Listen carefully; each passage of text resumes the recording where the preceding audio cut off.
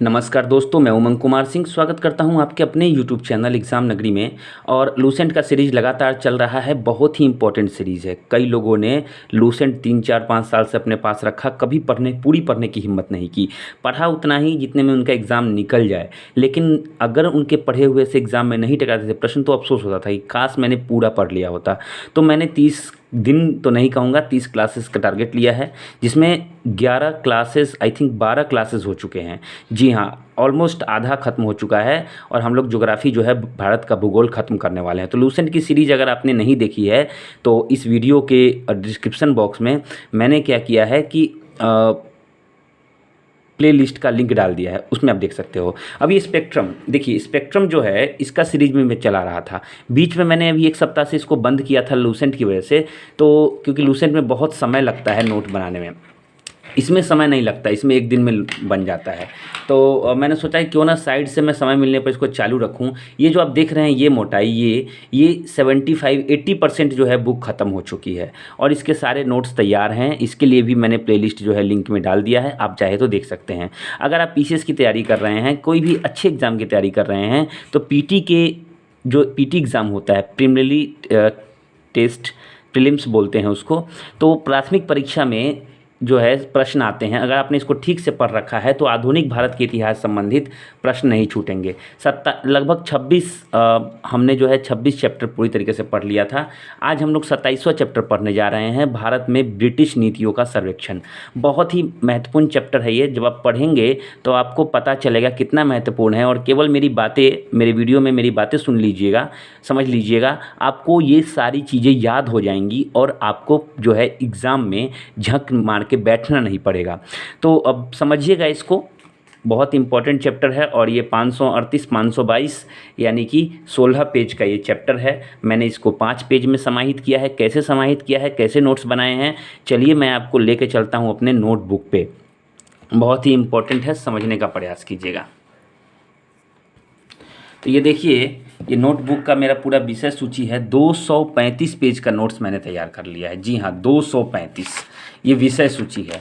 और विषय सूची में ये जो नीचे आप देख रहे हैं, भारत में ब्रिटिश नीतियों का सर्वेक्षण, 235 से 239 पेज, यानी 35, 36, 37, 38, 39, 5 पेज में मैंने इसे समाप्त किया है। तो आइए देखते हैं 5 पेज में कैसे समाप्त किया है। ये पूरा का पूरा विषय सूची है, पूरा जो देख रहे हैं ये पूरा विषय सूची है। बहुत सारे महत्वपूर्ण चैप्टर हमने ख़त्म कर दिए हैं। तो ज़रूर देखें आप, अगर पिछला वाला अभी तक वीडियो नहीं देखा है आपने। मैं लेके चलता हूँ आपको 235 नंबर पृष्ठ पे। देखिए, मैं इस तरीके से नोट्स बनाता हूँ ताकि जो है आपको मेरे वीडियो में पूरी तरीके से कवर हो जाए। तो इसमें आपको क्या दिख रहा है, इसमें आपको दिख रहा होगा ऊपर में हेडिंग देखिए, भारत में ब्रिटिश नीतियों का सर्वेक्षण। मैं हमेशा आपसे कहता हूं कि इस तरह के चैप्टर्स जब आप पढ़ रहे हैं तो आपको पता होना चाहिए चैप्टर का मतलब क्या है, चैप्टर में कौन कौन सी चीज़ें हैं। तो भारत में राज करने के लिए ब्रिटिशों ने, अंग्रेज़ों ने कई तरह की नीतियाँ बनाई, अलग अलग तरह की नीतियाँ। और अलग अलग तरह की नीतियाँ, इन्हीं का जो है पूरी तरह से मूल्यांकन हम इस चैप्टर में करने वाले हैं कि ब्रिटिश नीतियों का पूरा सर्वेक्षण करने वाले हैं। तो चलिए जानते हैं इसमें हम लोग क्या क्या पढ़ेंगे। तो सबसे पहले प्रशासनिक नीति पढ़ेंगे, उसके बाद भू राजस्व नीति पढ़ेंगे, सामाजिक एवं सांस्कृतिक नीतियाँ पढ़ेंगे, भारतीय रियासतों के प्रति नीतियाँ पढ़ेंगे, भारत में ब्रिटिश विदेश नीति पढ़ेंगे, और उसके बाद थोड़ा सा जो है किस प्रकार उन्होंने जो है भारत का विकास नहीं होने दिया, आंशिक विकास किया, और कैसे जो है ईसाई जो मिशनरीज आई थी भारत में उनका क्या योगदान रहा, इसमें सब चीज़ हम लोग देखेंगे। तो सबसे पहले मैं शुरू करता हूँ प्रशासनिक नीति। प्रशासनिक नीतियाँ में सबसे पहला जो है बांटो और राज करो की नीति। बहुत समय से आप लोग सुनते आ रहे होंगे, जब भी ब्रिटिश का नाम आता है, जब भी ब्रिटिश राज का नाम आता है भारत में, तो फूट डालो और राज करो की नीति उन्होंने अपनाई। फूट डालो राज करो की नीति अपनाई, हमेशा हम लोग सुनते आते हैं। जानते हैं कैसे उन्होंने जो है इस लाइन को जो है सही किया, इस लाइन को साकार किया, जानते हैं। देखिए, सबसे पहले उन्होंने क्या किया, संगठित और जन प्रतिक्रिया रोकने हेतु ये नीति अपनाई थी। लोग संगठित नहीं हो, बांटेंगे लोगों को तो लोग कभी संगठित नहीं होंगे, तो लोग कभी भी जो है संगठित ना हो। तो पहला उद्देश्य उनका जो था ये था। अब इसके लिए उन्होंने क्या किया, तो देखिए यहाँ पे है कि संगठित जन प्रक्रिया रोकने हेतु उन्होंने क्या किया, राजा को प्रजा के विरुद्ध और प्रजा को राजा के विरुद्ध भड़काया, एक राज्य को दूसरे राज्य के विरुद्ध और हिंदुओं को मुसलमानों के विरुद्ध उकसाया। उनकी नीति देखिएगा जरा, बांटो और राज करो की नीति को जो है अंजाम देने के लिए उन्होंने क्या क्या किया। उसके बाद उन्होंने क्या किया, मुसलमान जो थे, मुसलमानों को शिक्षा तथा सरकारी सेवा में प्रोत्साहन तथा राजनीतिक शोषण की प्रक्रिया शुरू कर दी। मतलब कि जैसे होता है ना कि हमारे यहाँ आज आरक्षण है, तो आरक्षण में जाति लिखा जाता है जाति, तो लोग जो है जाति जानना चाहते हैं। अब ये जाति, अब जैसे कि सांप्रदायिक धारणा को जो है एक पहचान देने के लिए हम क्या करते हैं, हम हिंदू मुस्लिम सिख ईसाई सबको अलग अलग करते हैं। हम कहते हैं हिंदू जो है वो बहुसंख्यक हैं, मुस्लिम अल्पसंख्यक हैं, तो मुस्लिमों को थोड़ा सा अधिकार देंगे। जैसे कि पृथक निर्वाचन दिया था 1909 के मार्ले मिंटो सुधार में, पृथक निर्वाचन कर दिया था। तो वो भी उनका एक भाग था कि मुसलमानों को कहीं कहीं जो है उनको बताएं कि आप हिंदुओं से अलग हैं। एनी हाउ उनको जनरल में नहीं रख के उनको अलग रखें, कैटेगरी बनाएं और उनको कहें कि हम आपको प्रोत्साहन दे रहे हैं, ताकि ये मुसलमान जो हैं ये सपोर्ट करे ब्रिटिश को और उसके बाद उनकी राजनीतिक शोषण की प्रक्रिया शुरू कर देते हैं। अच्छा, शिक्षित भारतीयों के मध्य टकराव की स्थिति उत्पन्न करना। अंग्रेजों के लिए सबसे बड़ी जो समस्या थी वो थे शिक्षित भारतीय। ये शिक्षित भारतीय क्या करते थे, तो ये जो है सत्ता में हिस्सेदारी मांगते थे, ये जो है नियम और कानून से बात करते थे, तो ये बहुत बड़ी समस्या थी। तो इन्होंने क्या किया, उनको आपस में ही जो है लड़ा दिया। अब देखिए, शिक्षित भारतीयों के प्रति द्वेष, क्यों इतना द्वेष था भाई, तो उभरते शिक्षित वर्ग द्वारा प्रशासन में हिस्सेदारी की मांग की जा रही थी, तो इसलिए ब्रिटिशों को शिक्षित भारतीयों से बहुत द्वेष था, चाहे कोई भी हो, हिंदू चाहे मुसलमान। उसके बाद राष्ट्रवादी आंदोलन का जो है शुभारंभ जो हुआ था, ये भी दोष का कारण था। ये राष्ट्रवादी आंदोलन जो भारतीय करते थे, ये भारतीय से बहुत जलन होती थी ब्रिटिशों को, इसकी वजह से बहुत जो है घृणा करते थे। आधुनिक शिक्षा की वकालत करने वाले सभी व्यक्ति तत्वों का अंग्रेजों द्वारा विरोध किया गया। जी हाँ, आधुनिक शिक्षा, जो लोग चाहते थे कि आधुनिक तरह से शिक्षा मिले, पता चले कौन हमारे दोस्त हैं कौन हमारे दुश्मन हैं, ब्रिटिश राज की सच्चाई पता चले, तो इस तरह की शिक्षा का प्रचार प्रसार करने वाले किसी भी व्यक्ति तत्वों का जो है अंग्रेज विरोध करते थे। तो देखिए, प्रशासनिक नीति में हमने बांटो राज करो नीति, उसके बाद शिक्षित भारतीयों के प्रति दोष। अच्छा, जमींदारों के प्रति क्या दृष्टिकोण था, ये सब प्रशासनिक में हम लोग देख रहे हैं कि जो लोग प्रशासनिक चीज़ों में हिस्सेदारी करते थे या कहीं ना कहीं अप्रत्यक्ष रूप से हिस्सेदारी करते थे, उनके प्रति कैसी नीति थी ब्रिटिश की। जमींदारों के प्रति क्या दृष्टिकोण था, तो भू राजस्व तथा जमींदारों के प्रति जो है मित्रता ये रखते थे। क्यों? क्योंकि ये जानते थे कि जमींदारों का एक नया वर्ग तैयार करना है जो हमारी भक्ति करे, तो उन्हें विशेषाधिकार दिए जाते थे, उनसे मित्रता की जाती थी। अपना भक्त बनाने हेतु कई प्रकार की उपाधियाँ दी जाती थी, कई प्रकार की उन्हें बड़ी बड़ी उपाधियाँ बना के दे दिया। उसके बाद पुरानी जमींदारी वापस कर दी, जो पुराने जमींदारी जो वापस ले ली गई थी उन्हें फिर से उन्हें दे दी गई। जमींदारों को पुलिस की संज्ञा दी गई, जमींदारों को कहा गया कि अब पुलिस का काम जो है क्षेत्र में आप ही कीजिए। मतलब एकदम जो कहते हैं ना कि एकदम सर पे चढ़ाना, जमींदारों को एकदम सर पे इतना चढ़ाया गया कि जमींदार खुद को जो है ब्रिटिश के दोस्त समझने लगे। उसके बाद विशेषाधिकार देकर किसानों के हितों की बलि चढ़ा दी गई, किसानों के बारे में नहीं सोचा गया। जमींदारों को भारतीयों का नेता कहा दिया गया और परिणाम स्वरूप जमींदारों ने अंग्रेजों से पूरी तरह वफादारी निभाई। यही कारण था कि कुछ एक आध जमींदार को छोड़ के 1857 की जो लड़ाई हुई थी उसमें अधिकांशतः संपन्न जमींदारों ने साथ नहीं दिया था अंग्रेजों का। तो ये जमींदारों का एक ऐसा वर्ग तैयार हो गया जिससे जो है अंग्रेजों को अंत तक जो है सहायता मिलती रही। तो देखिए, बांटो राज करो की नीति, शिक्षित भारतीयों के प्रति रोष, क्यों था रोष, और जमींदारों के प्रति क्या दृष्टिकोण था, ये तीनों समझ गए। अगला देखते हैं, प्रशासनिक नीतियाँ हम लोग देख रहे हैं। सामाजिक सुधारों के प्रति क्या दृष्टिकोण था, तो सामाजिक सुधारों से उन्होंने अपना समर्थन वापस ले लिया था। वो चाहते थे कि ये जो भारतीय हैं इनका जो है सामाजिक सुधार हो ही नहीं, सामाजिक विकास हो ही नहीं। ये जैसे हैं, जैसे रहते हैं वैसे ही रहें, जिस प्रकार रहते हैं वैसे ही रहें। ये इन्हें बड़ा बनना देना चाहते ही नहीं थे लोग। उसके बाद जातीय तथा सांप्रदायिक चेतना को बढ़ावा दिया, उन्होंने जात पात को बढ़ावा दिया, सांप्रदायिकता को, धार्मिक भेदभाव को बढ़ावा दिया। तो ये समाज के प्रति उनका दृष्टिकोण था। देख सकते हैं, आपको पूरा अभी पूरा ये सीन समझ में आ रहा होगा कि अंग्रेज क्या कर रहे थे। उसके बाद अविकसित सामाजिक सेवाएं। अविकसित सामाजिक सेवा यानी कि देखिए, समाज की सामाजिक जो सेवाएं होती हैं, जैसे ट्रांसपोर्टेशन हो गया, टेलीफोन हो गया यानी संचार हो गया, और उनको कुछ आर्थिक सहायता जो गरीब हैं, मतलब कई तरह की सामाजिक सेवाएं होती हैं, सड़क हो गया, निर्माण हो गया। तो उन्होंने उसको पूरी तरह से विकसित किया ही नहीं, उन्होंने वहीं पे अपने किले खड़े किए जहाँ पे उनका बिजनेस था। सेना तथा नागरिक प्रशासन पर भारी व्यय किया उन्होंने, अपनी सेना और अपने नागरिक प्रशासन पर बहुत व्यय किया, और विद्रोह को कुचलने के लिए अंधाधुंध संसाधनों के उपयोग से शिक्षा, स्वास्थ्य जैसी आधारभूत सामाजिक सेवा की उपेक्षा की गई। आप देख सकते हैं इसको, ये तो आपको समझ में अच्छे से आया होगा कि अपनी सेना और अपने नागरिक प्रशासन पर वो बहुत अच्छा खर्च करते थे।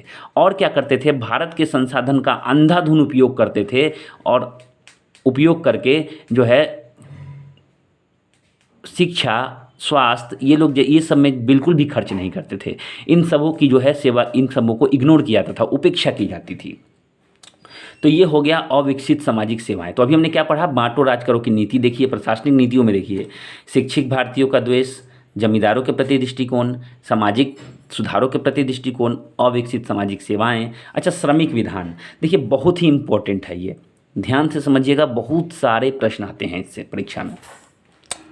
ये भी प्रशासनिक नीतियों के में ही आता है। कारखानों तथा बागानों की दशा बहुत ही दयनीय थी, लंबे कार्य घंटे थे, महिला तथा बच्चे भी कार्य करते थे, मतलब एकदम कहते हैं ना जंगल राज था। कम वेतन मिलता था और अस्वच्छ वातावरण था, साफ़ सफाई बिल्कुल भी नहीं थी। जी हाँ, साफ़ सफाई बिल्कुल भी नहीं थी। उसके बाद नीचे देखिए, ब्रिटेन में देखिए सबसे आपको बहुत ही अजीब चीज़ यहाँ में देखने को मिलेगी। क्या, तो ये जो दयनीय स्थिति थी, इसकी आलोचना भारत में किसी ने नहीं की, किसी ने आवाज़ नहीं उठाया। आवाज़ कहाँ उठा, ब्रिटेन में। ब्रिटेन में एक लंकाशायर जगह है, वहाँ बहुत इंडस्ट्रियल जगह है, वहाँ पे कपड़ा जो कारखाने थे उसके मालिक द्वारा भारत में कारखान के नियमों में सुधार करने की मांग की गई।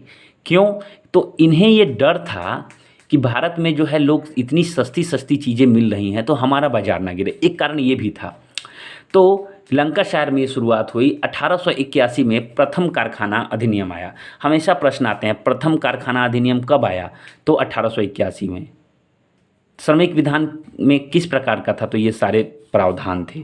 तो कभी कभी लंबे लंबे प्रावधान लिखे होते हैं जिन्हें आप ठीक से पढ़ नहीं पाते, पढ़ते हैं तो समझ नहीं पाते। अगर आपने ये सब चीज़ें डिटेल में पढ़ी होंगी तो आपको पता होगा। चलिए, जब हम कारखाना अधिनियम देख रहे हैं तो 1881 का प्रथम कारखाना अधिनियम में क्या क्या चीज़ था ये भी देखिए। एसएससी सीजीएल में कई बार ये प्रश्न आया कि 1881 के प्रथम कारखाना अधिनियम में निम्नलिखित में कौन कौन से प्रावधान किए गए थे, ऐसे करके आया था। तो प्रावधान जानना बहुत ज़रूरी है। प्रशासनिक नीतियाँ हम लोग पढ़ रहे हैं, चलिए उसको देखते हैं। देखिए, मैंने हेडिंग दी है भारतीय कारखाना अधिनियम 1881। चलिए जानते हैं भारतीय कारखाना अधिनियम 1881 में क्या क्या था। पहला कारखाना अधिनियम था। पहला कारखाना अधिनियम कब हुआ, 1881 में। सबसे पहला जो सुधार किया गया, ये कहा गया कि 7 वर्ष, देख सकते हैं आप, 7 वर्ष से कम आयु के बच्चों को काम पर रोक लगा दिया गया। पहले ये लोग क्या करते थे कि जो बच्चे चलना खाली सीख जाते थे उनको कुछ ना कुछ काम दे देते थे। अब ऐसा नहीं, अब बच्चे की उम्र 7 वर्ष से अधिक होनी चाहिए, तभी उसको आप काम करवा सकते हैं। अच्छा, बच्चों के लिए क्या किया गया, दूसरा प्रावधान देखिए ये वाला। बच्चों के लिए कार्य अवधि जो थी, यानी कि कार्य करने की अवधि दैनिक, यानी दिन भर में 9 घंटे से अधिक नहीं होनी चाहिए। मतलब कोई भी बच्चा चाहे वह 7 वर्ष से अधिक ही हो, उसको जो है उसका काम का घंटा 9 घंटे से अधिक नहीं होना चाहिए। बाल श्रमिकों को माह में 4 अवकाश। अब ये बड़े वाले लोग जो हैं उनको आप छुट्टी दे चाहे नहीं दे, लेकिन जो बच्चे बाल श्रमिक हैं, माने बाल श्रमिक पर रोक नहीं लगाई गई, कुछ संशोधन किए गए। बाल श्रमिकों को जो है संशोधन क्या किए गए, नए नियम ही थे ये लोग, पहली बार कारखाना अधिनियम आया था 1881 में। तो बाल श्रमिकों को माह में 4 अवकाश, यानी 4 छुट्टियाँ, और खतरनाक मशीनों के चारों ओर बाड़ लगाया जाए, यानी बाड़ मतलब सुरक्षा लगाया जाए। तो ये प्रथम कारखाना अधिनियम का कुछ जो था प्रावधान था। इससे मन नहीं भरा, लोगों में संतुष्टि नहीं हुई, फिर से आवाज़ उठाया गया। फिर जाके 10 साल के बाद, देखिए 1881 था, ये 1891 आ गया। 10 साल तक पहला वाला ही नियम चला। 10 साल के बाद दूसरा भारतीय कारखाना अधिनियम 1891 आया। उसमें क्या किया गया, बच्चे की न्यूनतम आयु 9 से 14 वर्ष रखी गई। पहले क्या था, देखिए सुधार देखिएगा, पहले कितना था, 7 वर्ष। तो कभी कभी प्रश्न आ जाता है कि प्रथम कारखाना अधिनियम 1881 से भारतीय कारखाना अधिनियम 1891 में जो है कितनी उम्र बढ़ाई गई थी बच्चों के लिए, तो ये जरूर देखिए। तो बच्चों की न्यूनतम उम्र 9 से 14 वर्ष रखी गई थी, यानी 9 से 14 वर्ष के बीच के बच्चे आप काम करवा सकते हैं। अच्छा, काम के घंटा यहाँ 9 घंटा था, दूसरा वाला में क्या कर दिया गया, 7 घंटा कर दिया गया। दूसरा भारतीय कारखाना अधिनियम 1891 में काम के घंटे को 7 घंटे कर दिया गया। अच्छा, महिलाओं हेतु क्या किया गया, 11 घंटे रखा गया। 11 घंटे से ज़्यादा महिलाओं को काम नहीं करना है, और उसमें भी 1 घंटे का मध्य अवकाश होगा, यानी लंच होगा। मतलब 10 घंटे ही काम करना है, लंच देने के बाद 11 घंटे। यह नियम चाय या कहवा के बगानों पर लागू नहीं थी। तो प्रश्न आए कि जो कारखाना अधिनियम 1881 और 1891 में लागू हुआ था, वो कौन से व्यापार पर या किस तरह के संकाय पर, किस तरह के इंस्टीट्यूशन पर या किस तरह की खेती पर लागू नहीं था। तो यह नियम जो है चाय एवं कहवा के बगानों पर लागू नहीं थी, केवल कारखानों के लिए थी। अब देखिए, उसके बाद प्रशासनिक नीति में तो हमने देख लिया, श्रमिक में उन्होंने क्या क्या किया। प्रेस की स्वतंत्रता पर प्रतिबंध, समय समय पर क्या किया गया, प्रेस से इनको बहुत दुश्मनी थी। प्रेस देखते थे कि प्रेस ही तो था जो लोगों तक आवाज़ पहुंचाता था, ब्रिटिश को के विरुद्ध भड़काता था। तो कई बार प्रेस पर प्रतिबंध लगे। चलिए जानते हैं प्रेस के लिए इन्होंने क्या क्या किया। 1835 में क्या किया, चार्ल्स मेटकाफ एक व्यक्ति थे, इन्होंने प्रतिबंध को हटा लिया। प्रतिबंध तो लगा हुआ था ब्रिटिश सरकार की तरफ से, इन्होंने हटा दिया। इसलिए चार्ल्स मेटकाफ को प्रेस का मुक्तिदाता ही बोला जाता है, समाचार पत्र का मुक्तिदाता चार्ल्स मेटकाफ को बोला जाता है। 1835 में हटा लिया। 1878 में लॉर्ड लिटन आए। लॉर्ड लिटन ने क्या किया, फिर से पाबंदियां लगा दी, और इस पाबंदी का नाम था वर्नाक्यूलर प्रेस एक्ट, जिसके तहत ऐसे प्रेस पर जो है बैन लगा दिया गया जो सरकार के विरुद्ध खबर छापते हैं, या फिर हिंदी में, या फिर माफ़ कीजिएगा, हिंदी नहीं, क्षेत्रीय भाषा में छापते हैं। उसके बाद फिर 4 साल के बाद रिपन आए, लॉर्ड रिपन। तो लिटन ने लगाया था बैन, रिपन ने क्या कर दिया, वर्नाक्यूलर प्रेस एक्ट को रद्द कर दिया, कैंसिल कर दिया, उन्होंने फिर से हटा लिया। लेकिन इतना होने के बाद बंग भंग आंदोलन के समय 1908 से 10 में कई प्रतिबंध जो है प्रेस पर लगाए गए। तो ये भूमिका थी, एक नीति थी प्रेस पर प्रतिबंध की, तो ये भी प्रशासनिक नीति में ही आती थी। तो प्रशासनिक नीति में हमने क्या क्या पढ़ा, प्रशासनिक नीति में हमने पढ़ा बांटो एवं राज करो की नीति, है ना, बांटो एवं राज करो की नीति। उसके बाद क्या पढ़ा, शिक्षित भारतीयों के प्रति द्वेष, देखिए शिक्षित भारतीयों के प्रति द्वेष 2 हो गया। उसके बाद हमने जो है श्रम अधिनियम जो है, श्रम यहाँ देख सकते हैं, श्रमिक विधान पढ़ा, सामाजिक सुधारों के प्रति दृष्टिकोण, जमींदारों के प्रति दृष्टिकोण, और उसके बाद अविकसित सामाजिक सेवाएं। तो ये सब चीज़ें आपको ध्यान में रखनी होगी प्रॉपर्टी। देखिए जैसे कोई आपको कहानी कहता है ना, वैसे आप ध्यान में रखिए। तो ये पहली नीति थी प्रशासनिक नीति में, जहाँ जहाँ उनकी जो जो नीतियाँ उन्होंने अपनाई अलग तरीके की, सबका डिस्कस हमने कर लिया। अच्छा, दूसरा देखते हैं, दूसरा नीति क्या था। तो भारत में अंग्रेजों की भू राजस्व नीति, ध्यान से समझिएगा, ये भी महत्वपूर्ण है। पूरे चैप्टर में यही 2 जो है पूरा स्पेस घेरे हुए है। भारत में अंग्रेजों की भू राजस्व नीति कैसी थी। तो सबसे पहले अंग्रेज जब आए नहीं थे भारत में, देखिए मैंने लिखा है अंग्रेजों के आगमन से पूर्व परंपरागत भू राजस्व व्यवस्था थी, यानी अपने मन से पुरातन व्यवस्था थी। इसमें क्या थे, किसान अपने अपने खेत में करते थे काम, और लगान होता था राजा को दे देते थे, बस इतना ही होता था। 1 भाग 4 में 1 भाग देते थे, 3 भाग रख लेते थे, बड़ा ही आसान था। लेकिन 1771 तक ये प्रथा जारी रही। उसके बाद उन्होंने, अंग्रेजों ने क्या किया, प्रथा वही रहने दिया। जो भू राजस्व की दर थी, जो रेट था, उन्होंने क्या किया, रेट को बढ़ा दिया, भू राजस्व की दर को बढ़ा दिया। लेकिन यहाँ भी इनका मन नहीं भरा। आगे उन्होंने क्या किया, अधिक धन कमाने के उद्देश्य से भू राजस्व पद्धति में हस्तक्षेप करना शुरू कर दिया, और 3 प्रकार की अलग भू राजस्व पद्धतियाँ उन्होंने अपनाई। तो मैंने सोचा था कि आपको तीनों ही बता दूं, लेकिन उसके अलावा एक था जो कि ज़्यादा सफल नहीं हुआ था, लेकिन कभी कभी इसका डिस्कशन करना पड़ता है हमारे उत्तर को बेहतरीन बनाने के लिए। तो ऐसे तो 3 ही थी, जमींदारी प्रथा जिसको स्थायी बंदोबस्त बोलते थे, उसके बाद महालवाड़ी, उसके बाद रैयतवाड़ी, 3 ही थी। अब ये इजारेदारी प्रथा का क्या है, तो जाइए जानते हैं इजारेदारी प्रथा क्या है। देखिए 1772 में वॉरेन हेस्टिंगस आए और इनके द्वारा क्या किया गया कि यह अधिक दिन तक प्रभावी नहीं रही ये व्यवस्था, इजारेदारी व्यवस्था 1772 में वॉरेन हेस्टिंगस द्वारा लाया गया था। अधिक दिन तक प्रभावी नहीं रही, क्यों नहीं रही? केवल बंगाल में थोड़ा सा प्रभावी रहा। क्यों, इसके बारे में जानेंगे। अधिक धन वसूल करना इसका उद्देश्य था और 5 वर्षीय ठीके की व्यवस्था देना। अब देखिए 5 वर्षों के लिए ये जो थे फिक्स कर देते थे कि हमें कितना लगान चाहिए। तो इससे क्या होता था कि एक बार में लगान मिल गया, 5 साल तक इंतजार कीजिए तब ना लगान मिलेगा, तो मतलब ठप हो जाता था सब कुछ, और इससे कंपनी को ज़्यादा लाभ नहीं होता था। अब आज तेल अगर 200 रुपये लीटर है तो ज़रूरी नहीं कि वो 5 साल के बाद 200 रुपये लीटर ही हो।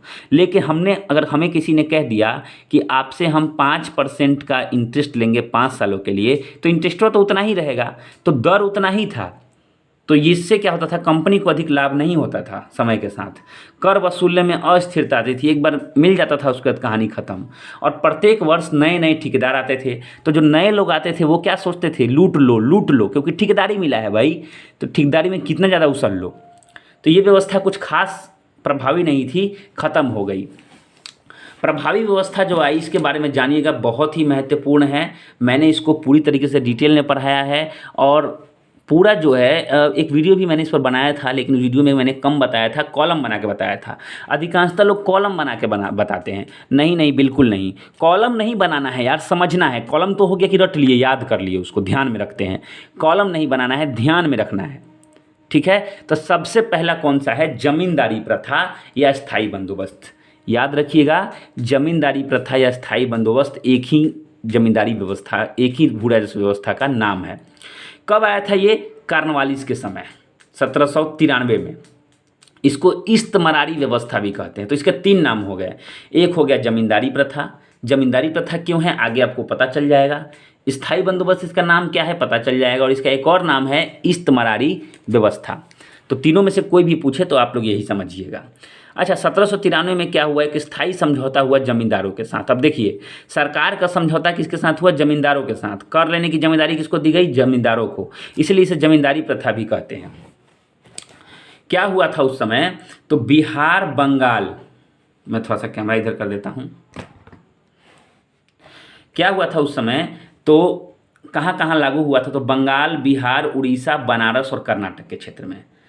तो पूरे भारत में जितना ब्रिटिश का क्षेत्र था, पूरे ब्रिटिश भारत का 19% भाग पर लागू हुआ था। ऐसा नहीं था कि पूरा देश में लागू हो गया था, या ऐसा नहीं है कि पूरे देश के 19% पर। ये जो ब्रिटिश के हिस्से में जो क्षेत्र आता था, क्योंकि कहीं कहीं भारतीय रजवाड़े भी थे जो स्वतंत्र थे, तो ब्रिटिश भारत का जो क्षेत्र था उसका 19% भाग पर इन्होंने, क्योंकि उसी पे पूरा क्षेत्र इनका अधिकार है, तो उसमें से उन्होंने 19% भाग पर लागू कर दिया इसको। तो 19% भाग पर लागू हुआ। कहाँ कहाँ, बंगाल, बिहार, उड़ीसा, बनारस, कर्नाटक, 1793 में कार्नवालिस के समय। उसमें इस व्यवस्था में क्या था, देखिए मैं यहाँ पर एक लाइन खींच देता हूँ, ये इंट्रोडक्शन था। अब इस व्यवस्था में क्या क्या था, तो भूमि का मालिक जो था जमींदार हुआ करता था। जमींदार को जो थे विशेष अधिकार, हमने पढ़ा था ना कैसे प्रशासनिक नीतियों में उन्होंने जमींदार को विशेषाधिकार देते थे, वही काम किया उन्होंने। क्या किया, भूमि का मालिक जो है जमींदार को घोषित कर दिया। तो भाई किसान क्या करेंगे, जो खेती कर रहे हैं, तो किसान को नौकर बना दिया, लेबर बना दिया। किसानों का केवल रैयत दर्जा का अधिकार, केवल आपको बता दिया जाएगा कहाँ कौन से खेत को जोतना है, करना है। किसानों का सरकार से कोई प्रत्यक्ष संपर्क नहीं था, संपर्क किसका था, जमींदारों का था, और जमींदार किसान से पैसा लेते थे। यहाँ तक तो ठीक था। अब जमींदार को 10/11 भाग कंपनी को देना पड़ता था। 10/11 भाग जितना उत्पादन हुआ, तो उत्पादन में जो है एक फिक्स करता है कि इतना उत्पादन हो रहा है, उसमें 10/11 भाग कंपनी को देना है। तो चलिए मान लीजिए कि 1100 क्विंटल या 1100 किलो गेहूं है। 1100 किलो गेहूं में 1000 किलो गेहूं वो लोग को देना था सरकार को, और 100 किलो गेहूं जो है 1 क्विंटल खुद रखना था, समझ रहे हैं। या फिर 1100 किलो है तो क्या करना है, 1000 किलो रखना है और 100 किलो जो है वो 100 किलो खुद रखना है और 1000 किलो कंपनी को देना है, समझ रहे हैं। अब इसमें एक था कि अगर आप इससे ज़्यादा वसूली कर लेते हैं, है ना, 10/11 तो उस वसूलना है, आपने क्या किया, बोला कि नहीं 1100 हुआ है ना, तुम 50 क्विंटल रखो, हमको जो है 150 दे दो। तो 150 लिया, लेकिन कंपनी को कितना देना है, 100 देना है, 1000 क्विंटल देना है, तो 50 क्विंटल रख लेते थे। मतलब क्या करते थे वो लोग कि कंपनी को जितना देते थे उससे अधिक वो लोग वसूलते थे। क्यों? क्योंकि इस व्यवस्था में ये नियम था कि जमींदार जो है अधिक वसूली जमींदार रख लेंगे, मतलब आप जो अधिक वसूली कीजिएगा उसके जिम्मेदार आप खुद हैं, आप खुद रखिए। इससे क्या करते थे, जमींदार ज़बरदस्ती किसानों से ज़्यादा वसूलते थे।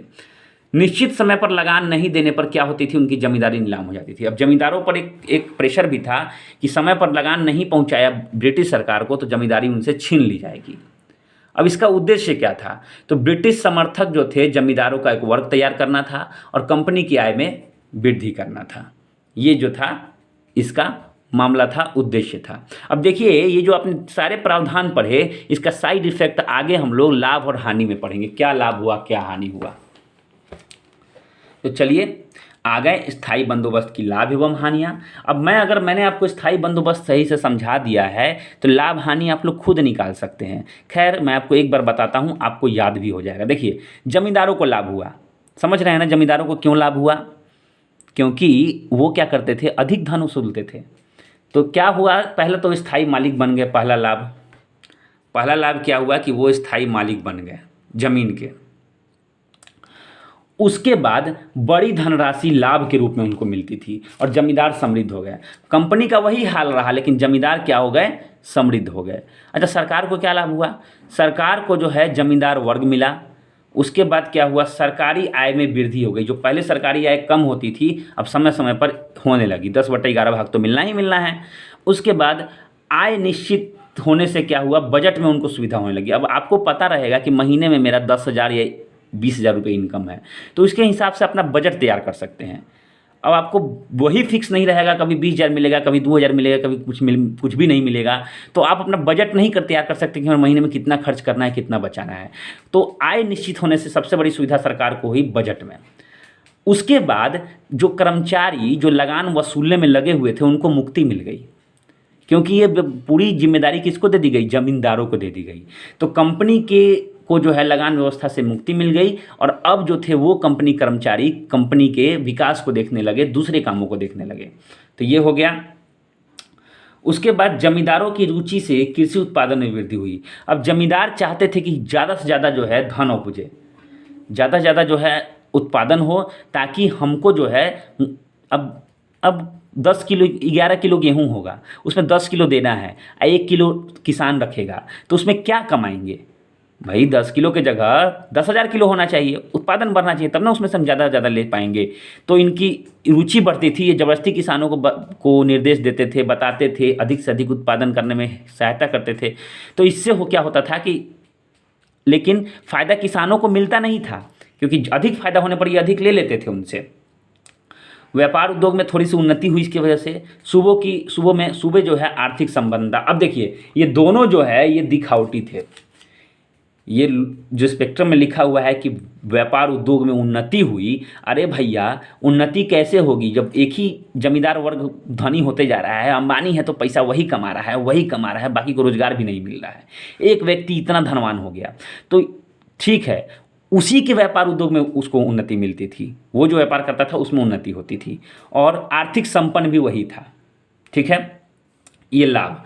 अच्छा, हानियाँ क्या हुई, तो हानि देखिए सबसे अधिक हानि किसको हुई, किसान को। समझ रहे हैं ना, मैंने आपको बताया था कि क्या है स्थायी बंदोबस्त, ये स्थायी था, इसका नाम सबसे बड़ी चीज़ थी। अगर ये लोग 1 महीने 1 साल 6 महीने के लगाते तो वो अलग बात थी, हर साल चेंज करते तो अलग बात थी। तो सबसे अधिक हानि किसको हुई, किसान को। क्या हुआ, तो किसानों पर जो है अत्याचार होने लगा, उनका शोषण होने लगा, किसानों पर जो है अत्याचार होने लगा, किसानों का शोषण होने लगा।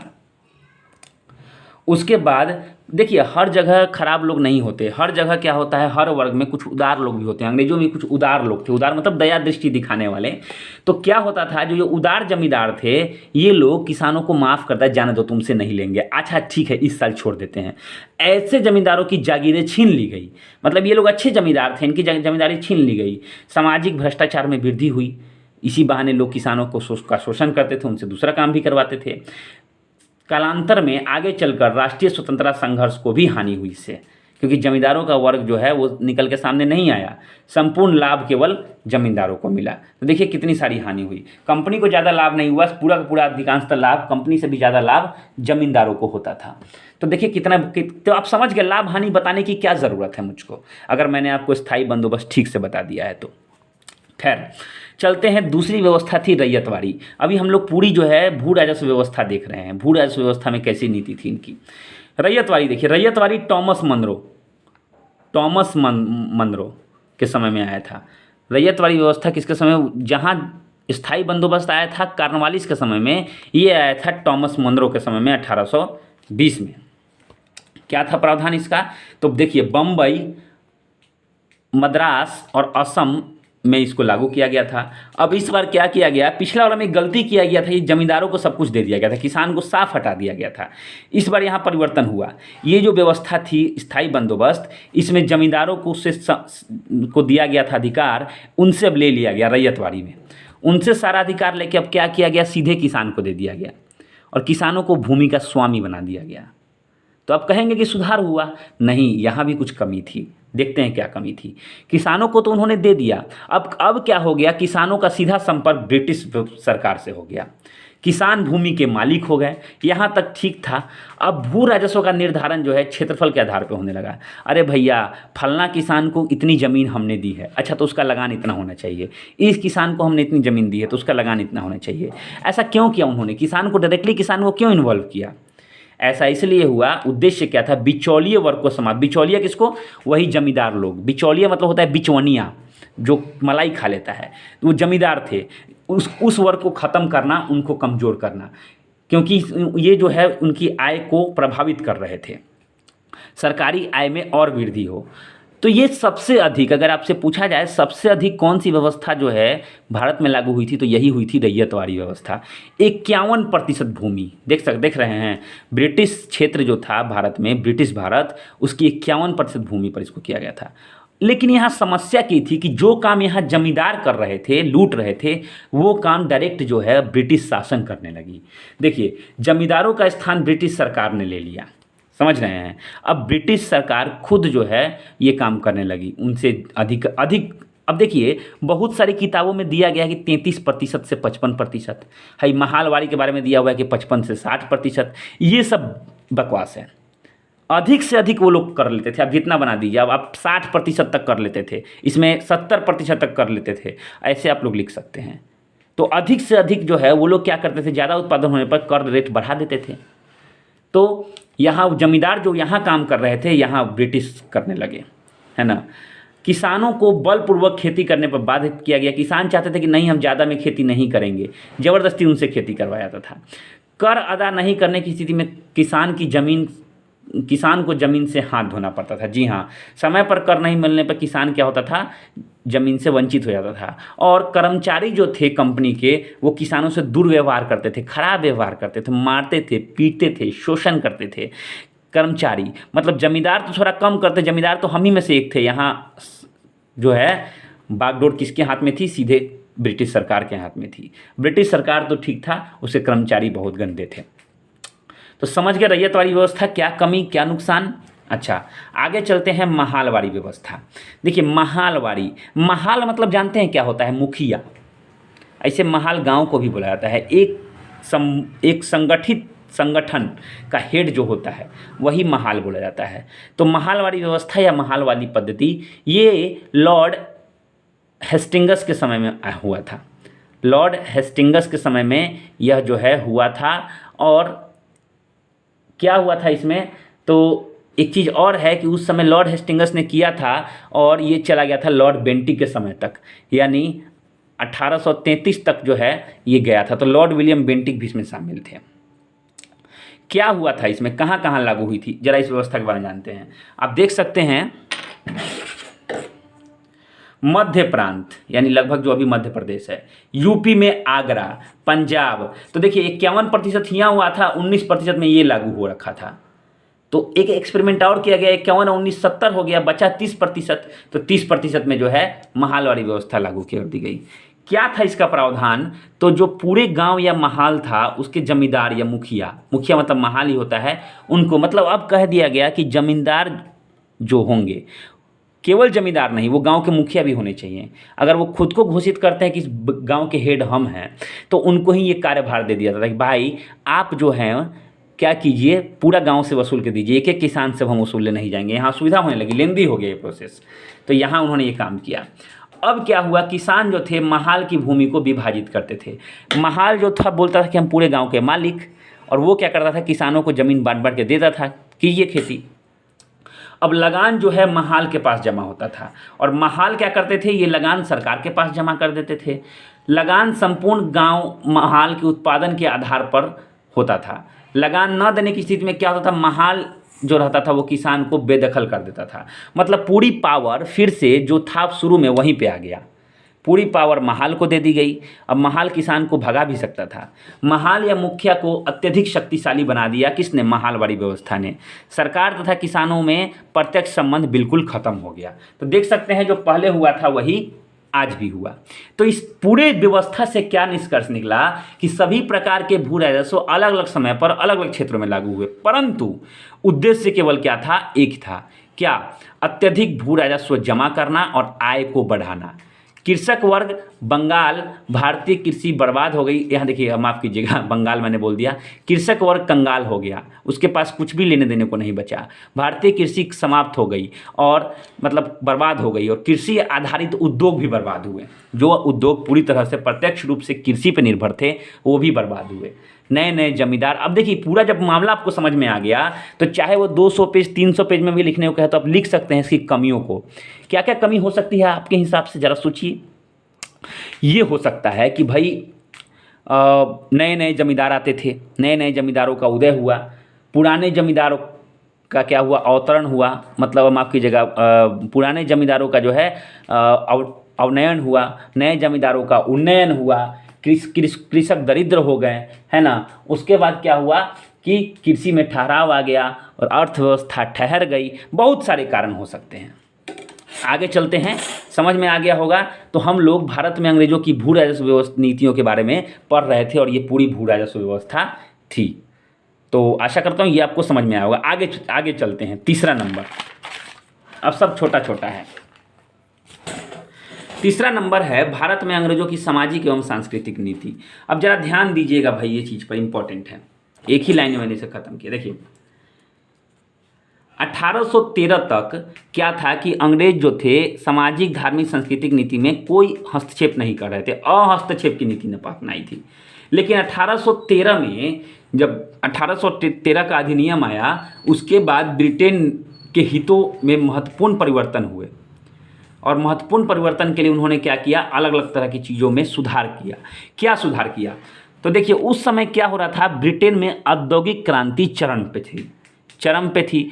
अब उनको जो चाहिए था कि औद्योगिक क्रांति मतलब ब्रिटेन के उद्योग फल फूल रहे थे, यहाँ भारत में भी उद्योग चल रहे थे, तो इन्हें क्या करना था, खरीदने वाला नहीं बेचने वाला बाजार चाहिए था। मतलब बड़ा बाजार, जितना बड़ा बाजार मिलेगा उतना ही अच्छी बिक्री होगी। तो न्यूयॉर्क में कह रहा हूँ, ब्रिटेन से जो चीज़ें बन के आती थी उनको बेचने के लिए इनको बाजार चाहिए था। तो उन्होंने क्या किया, मशीनी युक्त तथा पूंजीवादी व्यवस्था का एक नया जन्म हुआ। पूंजी लगाइए, बहुत सारा मशीनों का उपयोग कीजिए। ब्रिटेन के औद्योगिक हितों के लिए भारत को बड़े बाजार के रूप में विकसित करना था।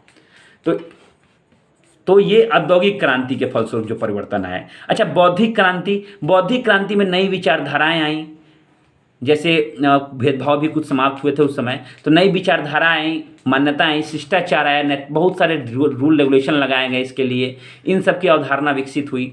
फ्रांसीसी क्रांति, देखिए फ्रांसीसी क्रांति का मैंने यहाँ जिक्र क्यों किया, इसका बहुत प्रभाव पड़ा था हमारी सामाजिक व्यवस्था पर। क्या प्रभाव पड़ा था, क्रांति के 3 महान संदेश पूरे विश्व को मिले थे, स्वतंत्रता, समानता और बंधुता, जिसको जो है भारत ने भी इसका जो है अनुसरण किया था। तो ये प्रभाव थोड़ा सा समाज पे पड़ा था।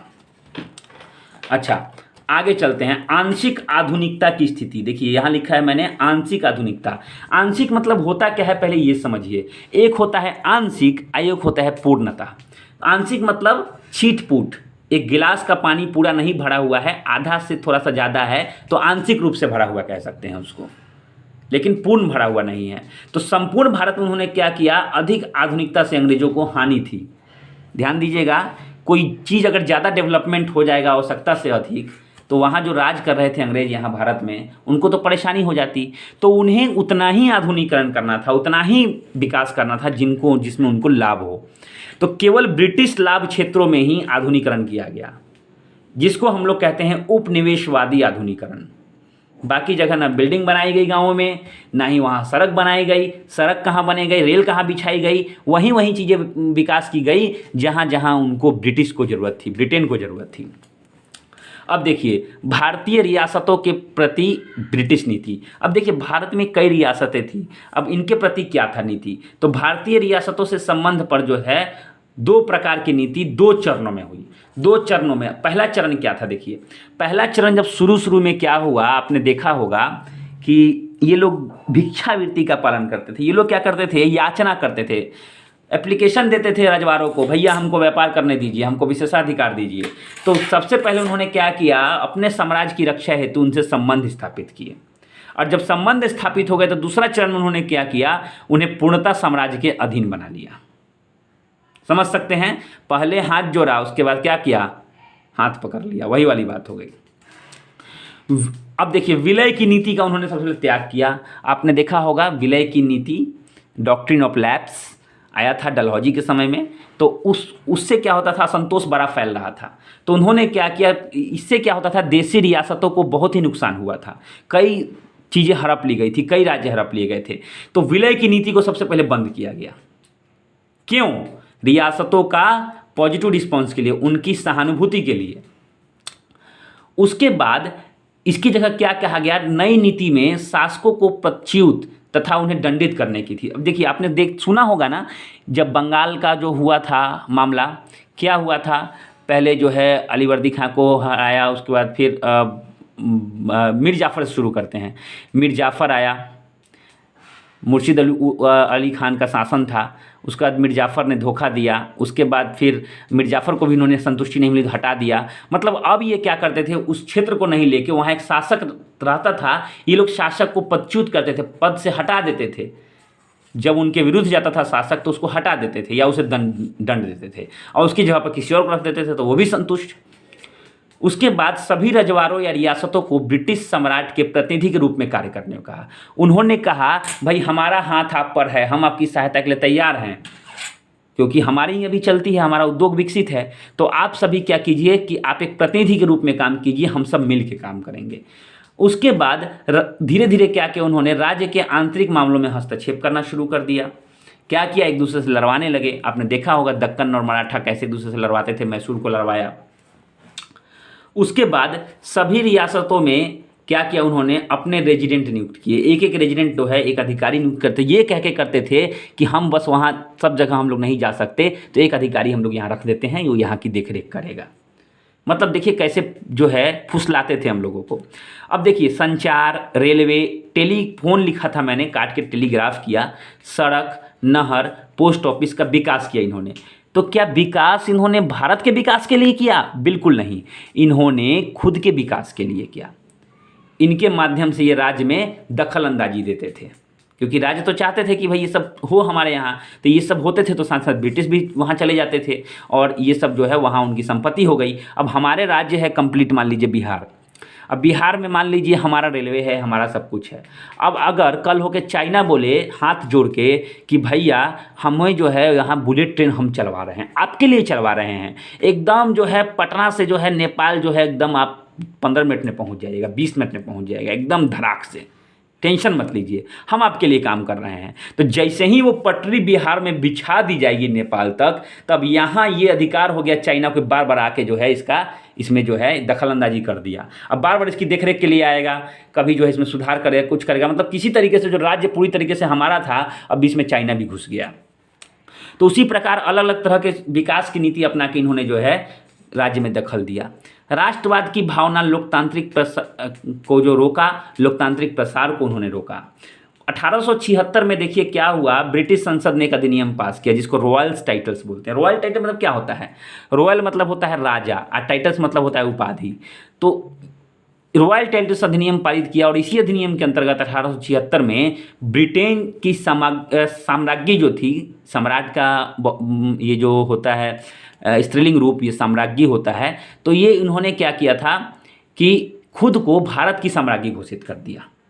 अब मतलब खुद से जो कहते नहीं, खुद मियाँ मिट्ठू, खुद जो है ये कहीं की, क्योंकि इनका बिजनेस फैल चुका था, धीरे धीरे ये लोग शासन चलाने लगे थे, तो इन्होंने भारत को अपना यानी भारत की साम्राज्ञी खुद को घोषित कर दिया। तो इससे भी जो है बहुत बड़ा बदलाव आया। उसके सब सारे जो रियासत से इनके अंदर में काम करने लगे। उसके बाद थोड़ा सा देखिए यहाँ पे ईसाई मिशनरी को क्या भूमिका थी। तो ईसाई धर्म जो जब आया तो इनको जब प्रचार प्रसार की अनुमति मिल गई तो ये जो है खुद को सर्वश्रेष्ठ बताने में लग गए, प्रचार प्रसार किया। साम्राज्यवादी को समर्थन दिया, जो साम्राज्यवादी नीतियाँ थी ब्रिटेन की नीति, उसको समर्थन दिया क्योंकि यही लोगों ने आज्ञा दिया था। ब्रिटिश व्यापारी और पूंजीपतियों को उन्होंने समर्थन दिया। तो देख सकते हैं इनकी भूमिका कैसे थी समाज को तोड़ने में, कैसे ब्रिटिश नीतियों को ये सपोर्ट कर रहे थे। तो हमने सबसे पहले पढ़ा प्रशासनिक, उसके बाद दूसरा में पढ़ा हमने भू राजस्व, तीसरा हमने पढ़ा सामाजिक सांस्कृतिक नीति, उसके बाद चौथा में हमने पढ़ा आंशिक आधुनिकता कैसे की नीति, भारतीय रियासतों के प्रति ब्रिटिश नीति। उसके बाद ये अंतिम वाला जो है ये है भारत में ब्रिटिश विदेश नीति। देखिए हमने पढ़ा है ना, भारत आंग्ल युद्ध हुआ था, वर्मा युद्ध हुआ था, तो ये लोग भारत में ही नहीं भारत से बाहर भी ये लोग क्या करते थे, सीमावर्ती क्षेत्रों को हथियाने में, कब्जा करने में तुले हुए थे। इसी में जो उन्होंने क्या किया, साम्राज्यवादी हितों की संरक्षण, कहते हैं ना कि चारों ओर से अगर हमारा कोई दुश्मन देश है, अगर उसी पे हमने कब्जा कर लिया, या चारों ओर से हमारा दोस्ते देश क्यों ना हो, जो भी चारों ओर से हमारा देश है, अगर उस पर हम सीमावर्ती इलाकों पर कब्जा कर लेते हैं तो अंदर का भाग सुरक्षित हो जाता है। तो साम्राज्यवादी के हितों के संरक्षक के रूप में उन्होंने जो है ये काम किया।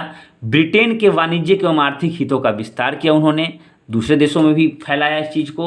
भारतीय सीमा क्षेत्र से बाहर साम्राज्य विस्तार किया और पड़ोसी जो देश थे उनसे युद्ध किया और उसमें भारतीय सेना तथा संसाधन का भरपूर उपयोग किया, अंधाधुंध उपयोग किया।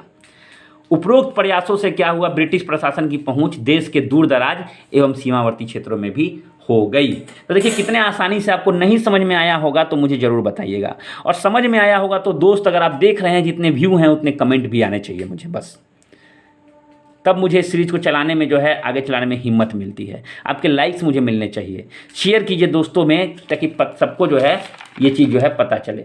तो ये जो है देखिए मैं थोड़ा बुक पे आपको ले चलता हूँ। ये चैप्टर तो ख़त्म हो गया, 28 नंबर चैप्टर हम लोग अब पढ़ेंगे, ये तो ख़त्म हो गया। अब देखिए 28 नंबर क्या है, भारत में ब्रिटिश शासन का आर्थिक प्रभाव। भारत ने ब्रिटिश शासन का आर्थिक प्रभाव, देखिए थोड़ा सा ही बचा हुआ है, ये मुश्किल से जो है कितने तक है 28, आप देख सकते हैं 38 37 है, 10 चैप्टर मुश्किल से और बचे हुए हैं। इसको हम लोग जल्दी ख़त्म कर देंगे दोस्त, तब आपके पास एक बहुत ही स्ट्रॉन्ग बेस होगा। देखिए मैंने थोड़ा अंडरलाइन भी किया था, तो कितना कुछ हमने, मुझे नहीं पता था कि 30 क्लासेस में या 40 क्लासेस में हम इसे ख़त्म कर लेंगे, ज़्यादा समय नहीं हुआ है, तो कितनी जल्दी ये ख़त्म हुआ है। तो ऐसे ही आप लोग पढ़ते रहिए, प्रयास करते रहिए, चीज़ों को समझिएगा तभी मेंस में लिख पाइएगा, और पीटी जो अच्छा पीटी एग्ज़ाम होता है अच्छे एग्ज़ाम के लिए, उसका उत्तर आप सही से दे पाइएगा। थैंक यू वेरी मच दोस्तों। ये ख़त्म हो जाएगा तो मैं प्राचीन भारत, मध्यकालीन भारत सब लेकर आऊँगा, संविधान भी लेकर आऊँगा, पढ़ाई लगातार चलती रहेगी दोस्त। आप लोग बस लगे रहिए और सफल होइए। थैंक यू वेरी मच, शुभ रात्रि।